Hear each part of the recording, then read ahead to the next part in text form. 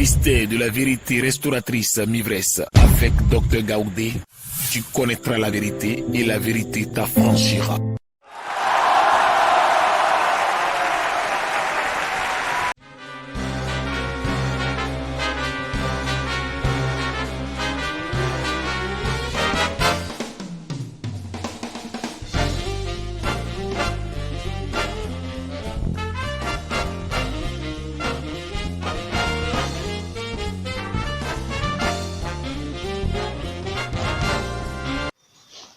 Amen. Je vous salue dans le nom de Jésus de Nazareth.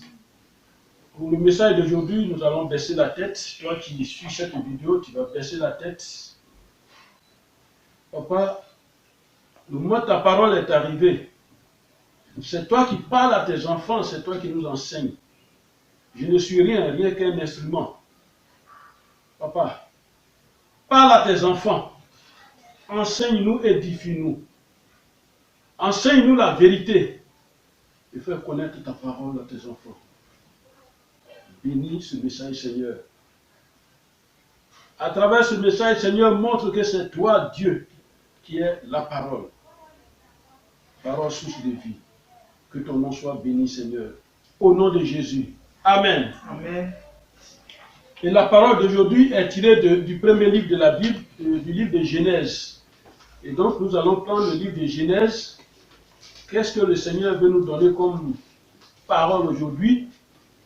Dans le livre de Genèse, on prend Genèse 17 au verset 1 seulement. Il est 17, verset 1, la parole de Dieu nous dit quoi? Lorsque Abraham fut âgé de 99 ans, l'Éternel apparut à Abraham et lui dit, je suis le Dieu Tout-Puissant, marche devant ma face et sois intègre. Amen. Amen. On a écouté cette parole de l'Éternel. Et en ce moment-là, Abraham, c'était Abram. Voilà, c'est après, il a changé son nom à Abraham. Mais ce n'est pas ça qui est le sujet aujourd'hui. Mais ce qu'il faut savoir, c'est que ce verset biblique, qui est la base de cet enseignement, nous dit que c'est quand Abraham a eu 99 ans que l'Éternel lui est apparu. Et lui, il lui a dit qui il est, lui, Éternel, qui il est. Et l'Éternel lui a dit, je suis le Dieu Tout-Puissant. Marche devant ma face et sois intègre. Je suis le Dieu Tout-Puissant. Dieu, l'Éternel, a révélé à Abraham qui il est. Le Dieu Tout-Puissant. C'est la parole du jour. Et le thème donc d'aujourd'hui de ce message, c'est Dieu est omnipotent. Amen. Dieu est omnipotent. C'est le thème de ce jour. Alors suis-moi bien avec une attention religieuse, toi qui suis cette vidéo. Ne pardonne pas, suis toujours.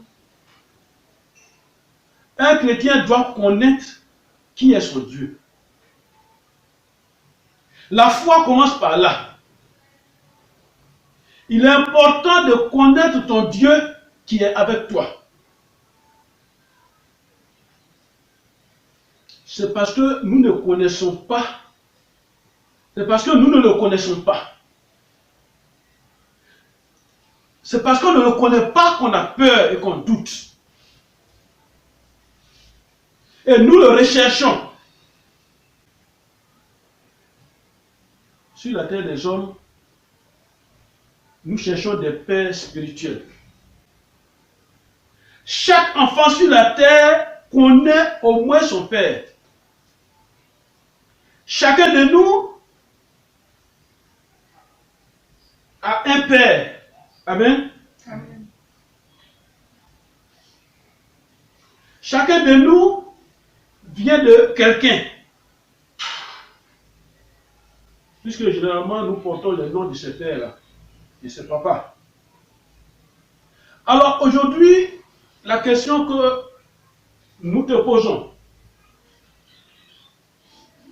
Depuis que tu fréquentes les églises, est-ce que tu connais Dieu? Je parle de l'Éternel. Est-ce que tu connais Dieu? Avec grand D. Jean 8, verset 32 te dit, tu connaîtras la vérité t'affranchira. Alors, suis-moi très bien, nous allons rentrer dans cette vérité de la connaissance de ce vrai Dieu. Et quand je suis arrivé donc à cette phrase de Genèse 17, verset 1, la phrase qui est importante dedans, cette proclamation d'Éternel, quand je suis arrivé dessus, je me suis arrêté. Arrête-toi avec moi. Et rentrons en profondeur pour comprendre ce que Dieu veut nous dire aujourd'hui. Amen. Il dit, je suis le Dieu Tout-Puissant. Et puis je me suis arrêté en même temps. Je dis, mais cette phrase-là, elle cache quelque chose. Je suis le Dieu Tout-Puissant. Avant de continuer, je te rappelle que nous sommes dans un enseignement sur qui est Dieu. Amen. On a vu Dieu, je te conseille donc de voir mes vidéos sur Dieu est omniprésent. Parce qu'un chrétien doit savoir ça. Dieu est omniprésent. Dieu est omniscient. Un chrétien doit savoir ça. Nous voyons aujourd'hui, Dieu est omnipotent. Vous savez, dans la vie, il y a des gens qui sont faibles. Il y a des gens qui sont forts, des gens qui sont puissants. Je parle de la vie spirituelle et la vie physique qu'on voit là. Je parle de l'invisible et du visible. En tant que chrétiens, nous sommes dans une vie et nous vivons physiquement, on nous voit. Mais il y a une autre vie invisible qu'on appelle la vie spirituelle. Et dans ces deux vues-là, dans ces deux vies, il y a des gens qui sont forts, des gens qui sont faibles, d'autres sont forts, d'autres sont puissants. Alors, dans ces deux mondes, comment es-tu? Comment sommes-nous? Étant dans ces deux mondes, il n'y a pas un monde milieu. Amen. Et ces deux mondes, quand on rentre dans le monde spirituel, c'est là et maintenant encore, il y a une division. Il y a le monde spirituel de Satan, il y a le monde spirituel de Dieu, l'Éternel. Comment sommes-nous? Et d'où nous tirons nos forces?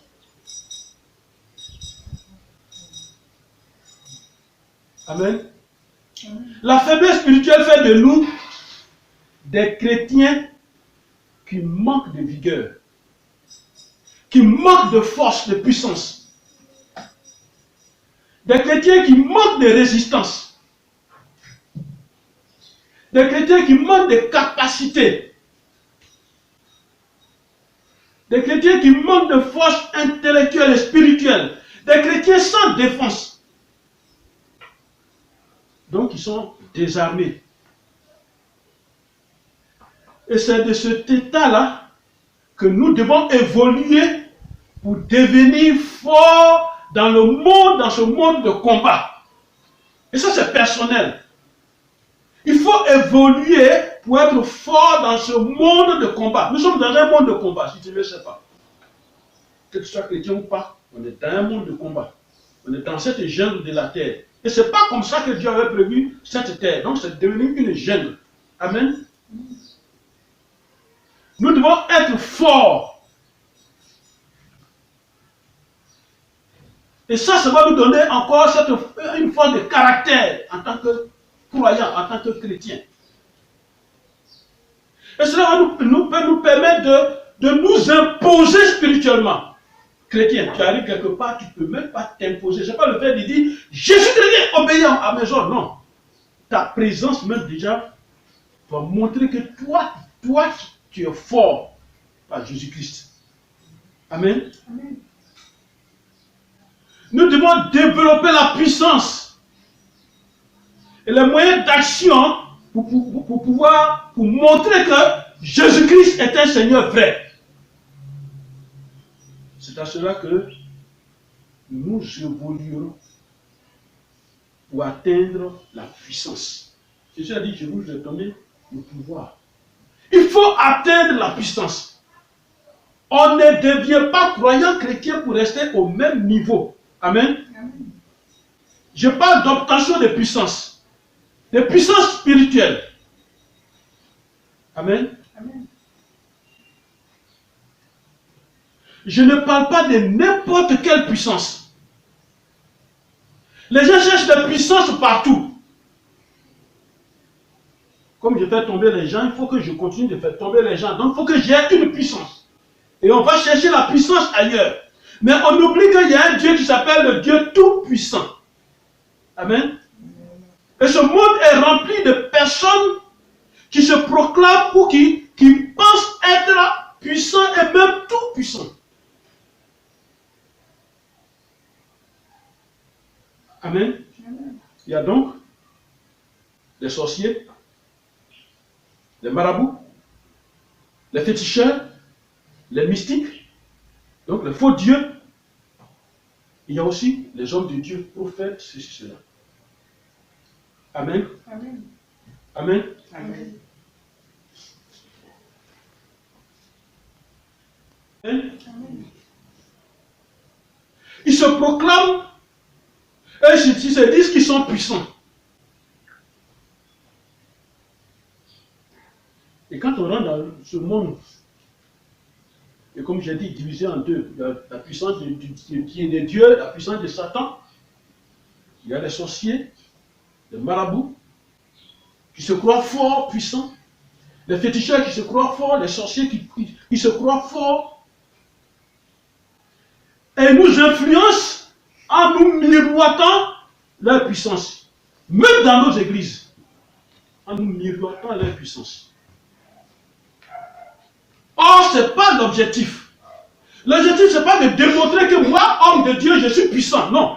L'objectif, c'est de démontrer et d'avoir la puissance pour délivrer les enfants de Dieu des mains de Satan, au nom de Jésus, et les remettre à Jésus-Christ. Amen. Amen. Mais au contraire, il nous influence.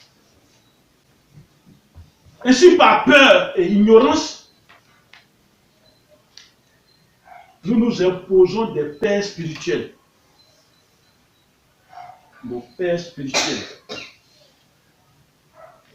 Il est ton dévancier et non ton père spirituel. Il est ton dévancier et non ton père spirituel. Ça veut dire quoi? C'est vrai qu'il t'a dévancé et il a commencé la vie spirituelle avant toi. Il a des connaissances qu'il doit partager avec toi. Mais il n'est pas ton père. Allons dans la Bible pour le démontrer. Matthieu 23. Allons-y. Matthieu 23. Prenons la Bible. Matthieu 23. Qui nous dit la parole de Dieu? Matthieu 23, verset 8-9. Lisons la parole de Dieu. Matthieu 23, verset 8, verset 8 à 9. 8 et 9. Mais vous ne vous faites pas appeler Rabbi. Ne vous faites pas appeler, c'est Jésus qui nous parle. Hein. Il dit, ne vous faites pas appeler des maîtres. Car un seul est votre maître. Car un seul est votre maître. C'est qui? Et vous êtes tous frères. Vous êtes tous frères. Amen. Dans le spirituel, nous sommes tous frères. Et quand Jésus était avec ses disciples, il n'y avait pas une place de Jésus qui est devant. Et puis tout le monde est derrière. Non, ils sont toujours ensemble. C'est ce qu'il nous a enseigné ça. Alors il dit, ne vous faites pas appeler Rabbi. Voilà, il y a des gens, Rabbi, archibishop, ceci, cela, c'est bon. Mais c'est parce qu'il veut que ce soit lui devant. Amen. Et il continue, il dit quoi au verset 9? Et n'appelez personne sur la terre votre Père. C'est bien écrit. N'appelez personne sur la terre votre Père. Car un seul est votre Père. Celui qui est dans les cieux. Amen. Amen. La vraie vie spirituelle commence par la connaissance de la vérité. Amen. Amen. Le serviteur de Dieu qui est avec vous est un berger physique. C'est un berger. Je dis berger physique parce que je ne veux pas utiliser le mot spirituel dans ça d'abord. Amen. Jésus étant le vrai et le bon berger. C'est parce que nous ne faisons pas la part des choses. Alors Dieu nous regarde et ne nous enseigne pas. reste dans la relation et l'appellation de pasteur, évangéliste, apôtre, docteur, prophète. C'est le travail que Dieu leur a donné ça. Amen.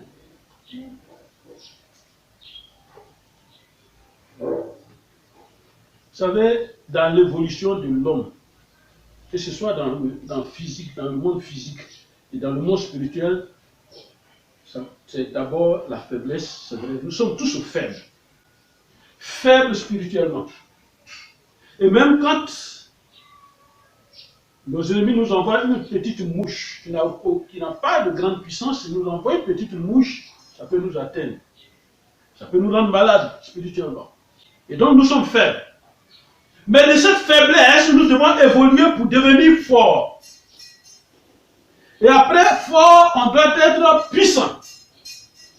Aucun homme ou une femme, aucune nation, aucune association, aucune structure quelconque, quelle que soit cette structure, sur la terre des hommes, n'est comme Dieu. Amen. Amen. Et tu ne trouveras personne sur la terre. Tu ne trouveras aucune organisation sur la terre qui soit au-dessus de la puissance de Dieu. Et c'est pourquoi il s'appelle Dieu Tout-Puissant. Notre Dieu, El Shaddai. Il s'est révélé à Abraham, le père de la foi. Pourquoi c'est Abraham? Père de la foi. Parce qu'il sait que par Abraham, la foi sera développée sur la terre. Et il a dit, Abraham, je suis le Dieu Tout-Puissant. Et donc, à partir de là, nous allons découvrir maintenant qui est ce Dieu Tout-Puissant. Amen. Amen. Et après, il dit à Abraham, marche devant ma face. Il n'a pas dit, marche devant ma face, je suis le Dieu Tout-Puissant. Il dit, il est derrière Abraham, et puis il dit, je suis le Dieu Tout-Puissant. Donc, imagine Dieu qui a une grande couverture, Tout-Puissant, et puis il dit, Abraham, maintenant marche, je suis au-dessus de toi, marche. Voilà ce Dieu que nous devons chercher à connaître. Amen. Je suis derrière toi. Alors mon frère, ma soeur, toi qui m'écoutes, le Dieu que tu as choisi est omniprésent. Le Dieu que tu as choisi est omniscient. Le Dieu que tu as choisi est omnipotent.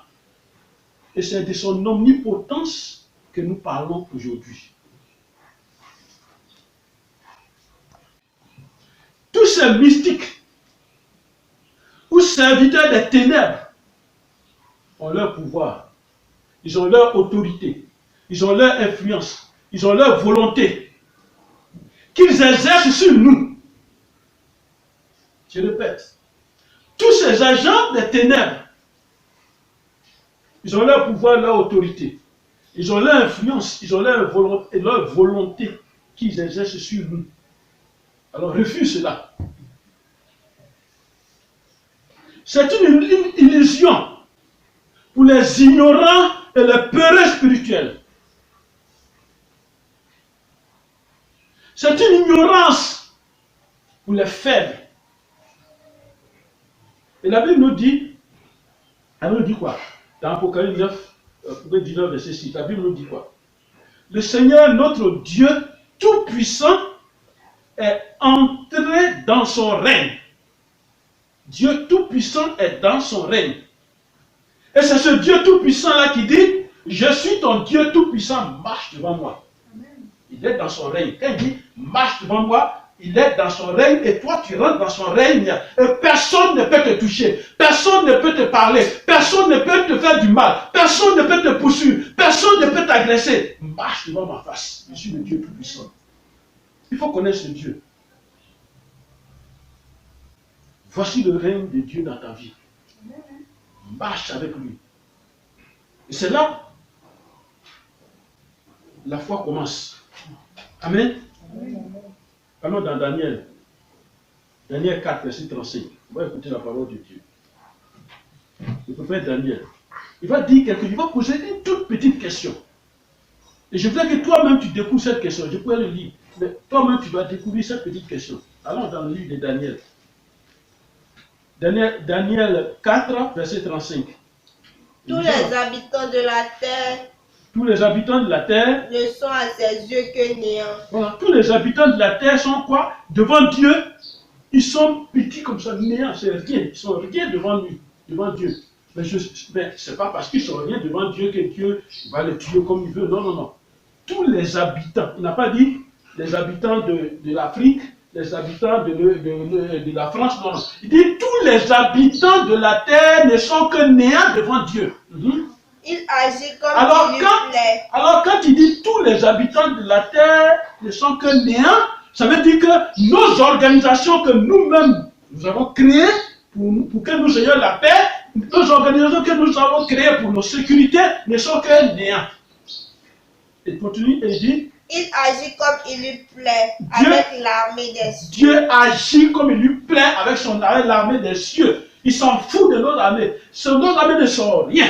Nos bombes atomiques ne sont rien devant lui. Nos bombes nucléaires ne sont rien devant lui. Nos voyages sur les planètes, c'est rien devant lui. Il est Dieu tout-puissant.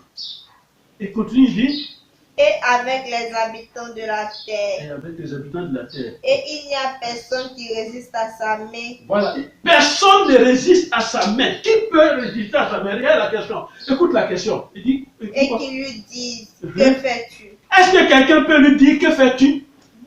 Pas Dieu. Amen. Amen.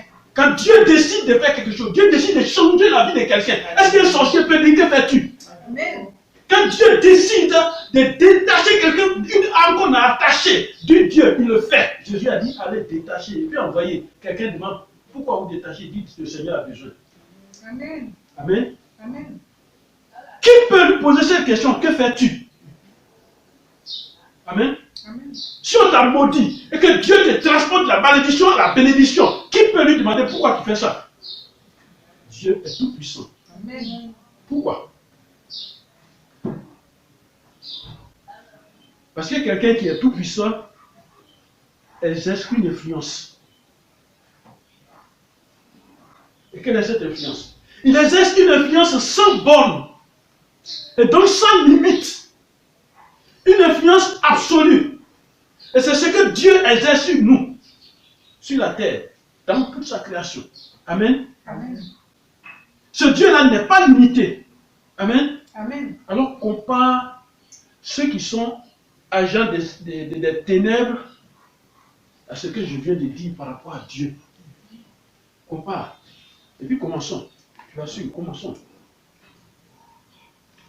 Est-ce que ton pasteur est tout puissant? Regarde la limite déjà. Est-ce que ton féticheur est tout puissant? Il peut être en train de faire ton fétiche, et puis c'est en ce moment-là, le grand décideur dit, tu vas mourir aujourd'hui, et puis tu meurs carrément. Qu'est-ce qu'il peut faire?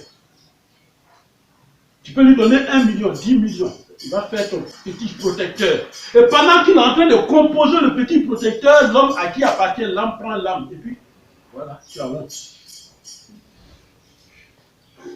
Est-ce que ton féticheur est tout puissant? Est-ce que ton marabout est tout puissant? Est-ce que ton église est toute puissante? Est-ce que le sorcier de ton village, le sorcier de ta famille, que tout le monde craint, que tout le monde redoute, est-ce qu'il est tout puissant?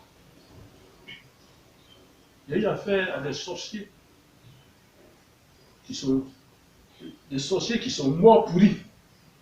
On les a enterrés rapidement. Et pourtant, les gens les redoutaient. Amen. Amen. Le Dieu que nous adorons et qui est avec nous et qui est avec toi est tout puissant, donc omnipotent. Amen. Pourquoi? Parce que notre Dieu a dépassé la faiblesse. Ton Dieu, il a dépassé ce qu'on appelle la force. Ton Dieu a dépassé la puissance. Ton Dieu a dépassé les limites.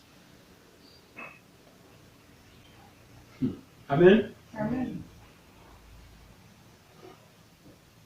Il a un pouvoir, il a une autorité qu'il exerce. Et ça, c'est sans limite. Sans limite dans tout ce qu'il a créé sur la terre des hommes. Sans limite. Alors, toi qui m'écoutes, là où finit la faiblesse de l'homme, amen. Amen. Là où finit l'influence de l'homme, là où finit le pouvoir de l'homme, là où finit l'autorité de l'homme, c'est là que commence la toute puissance de Dieu. Amen. Amen. Amen. L'omnipotence de Dieu commence là.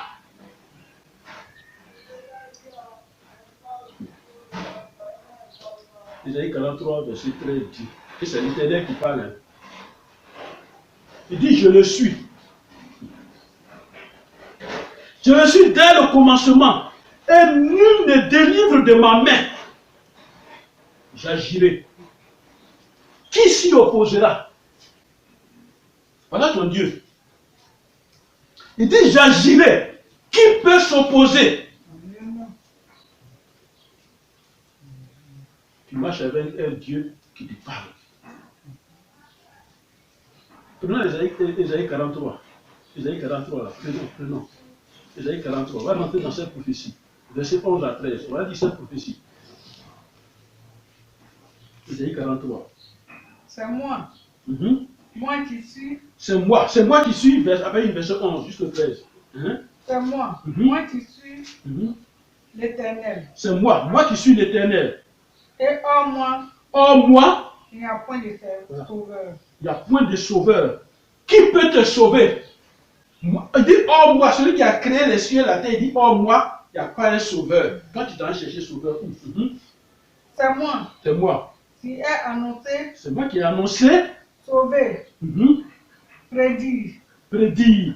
Ce n'est point parmi vous. Ce n'est point parmi vous un Dieu étranger. Je ne suis pas un Dieu étranger. Comment il a écrit Dieu? Vous se moquez des autres dieux. Je ne suis pas un Dieu étranger. Vous êtes mes témoins. Dit l'Éternel. Vous-même vous avez vu et vous voyez de vos yeux. Vous êtes mes témoins, dit l'Éternel. C'est moi qui suis Dieu. Amen. Amen. Et au verset 13, il dit quoi? Je le suis dès le commencement. Je le suis dès le commencement. Quand tout a commencé, je le suis dès le commencement et nul ne délivre de ma main. J'agirai. Qui s'y opposera? Qui s'y opposera? Amen. Amen. Amen. Quand il prend une résolution, c'est-à-dire Dieu, quand il prend une résolution, qui peut s'opposer à cette résolution? Qui peut lui dire, que fais-tu? Qui peut dire ça? Sa main est étendue. Qui peut la détourner? Personne. Amen. Allons dans Isaïe 14. Allons dans Isaïe 14. Allons dans Isaïe 14. La parole de Dieu nous dit. Isaïe 14, verset 24. L'Éternel des armées l'a juré. L'Éternel des armées l'a juré. Comment? En disant, oui, ce que j'ai décidé arrivera. Ce que j'ai résolu. Allons doucement. Il dit l'Éternel des armées l'a juré. Dieu, quand il prend son nom de l'Éternel des armées, ça veut dire qu'il y a pouvoir, il y a force, il y a combat. Et puis il dit, l'Éternel des armées l'a juré. Et il dit quoi? Et il dit, verset 24, continue, il dit quoi? Oui. Oui. Ce que j'ai dit. Ce que j'ai décidé arrivera. Ce que moi, Dieu, j'ai décidé arrivera. Maintenant, voilà. Ce que moi, Dieu, j'ai décidé arrivera. J'ai décidé que la vie de mon enfant change, ça va arriver. Amen. Moi, Dieu, j'ai décidé. Amen. Amen. Il y a des gens qui se croient tout puissants. Parce qu'assis derrière leur fétiche ou derrière leur hôtel satanique. Et puis ils lancent des mauvais sorts. Ils lancent des mauvaises choses. Mais Dieu dit, moi Dieu, qui t'ai envoyé sur la terre des hommes, tourne ta face vers moi, marche avec intégrité. Moi, Dieu, je suis le Dieu tout-puissant. Marche devant moi. Ce que les gens diront, rien ne peut les empêcher de dire quelque chose mal de toi, de prendre de mauvaises décisions, de faire de mauvais programmes contre toi. Ils ont décidé un accident, mais ce n'est pas moi qui ai décidé cela. C'est que moi, Dieu, j'ai décidé, ça va arriver. Amen. Crois, mon frère, la parole est sauve, crois. Et continue et dis quoi? Ce que j'ai résolu. Ce que moi j'ai résolu. La résolution que moi j'ai prise, ce que moi j'ai résolu, s'accomplira. Elle va s'accomplir. Amen. Oh, fais ton fétiche, elle va s'accomplir. Fais ton sacrifice contre lui, elle va s'accomplir. Attaque-le, elle va s'accomplir. Amen. Dis ce que tu veux, ça va s'accomplir. Amen. Dis ce que tu fais, ce que tu veux de lui. Prends une poupée, attache la poupée à son nom. Mais la résolution de l'Éternel va s'accomplir. Qui peut s'opposer? Frère, c'est là, c'est à ce niveau que tu dois envoyer ta foi. On peut te dire de n'importe quoi. On peut te dire que tu as programmé. Moi, j'ai été programmé plusieurs fois et je vis. Je ne devais même pas atteindre la retraite. Mais on peut te dire cela. Mais qu'est-ce que Dieu dit? La résolution de l'Éternel, c'est ça qui s'accomplit. Mais à condition, marche devant l'Éternel avec intégrité et tu verras la gloire de ton Dieu. Amen. Continue, la prophétie dit quoi? Verset 25. Je briserai l'Assyrien dans mon pays. Je le foulerai au pied sur mes montagnes. Et son joug leur sera ôté. Et son joug leur sera ôté. Et son joug leur sera ôté. C'est-à-dire le poids qu'on a mis sur toi. L'Éternel dit, ils n'ont comme un poids. Il y a des gens dans leur vie, suivez-moi bien, il y a des gens dans leur vie, il y a une lourdeur spirituelle. Il y a une lourdeur spirituelle. Tout ce qu'ils font, ils sont paresseux. Il y a une lourdeur spirituelle. On a déposé une charge satanique sur lui pour qu'il soit paresseux, pour que cette lourdeur-là le fatigue. Mais l'Éternel te dit aujourd'hui, à travers cette prophétie, il dit son jour leur sera ôté. Amen. Amen. Et son fardeau sera ôté de leurs épaules.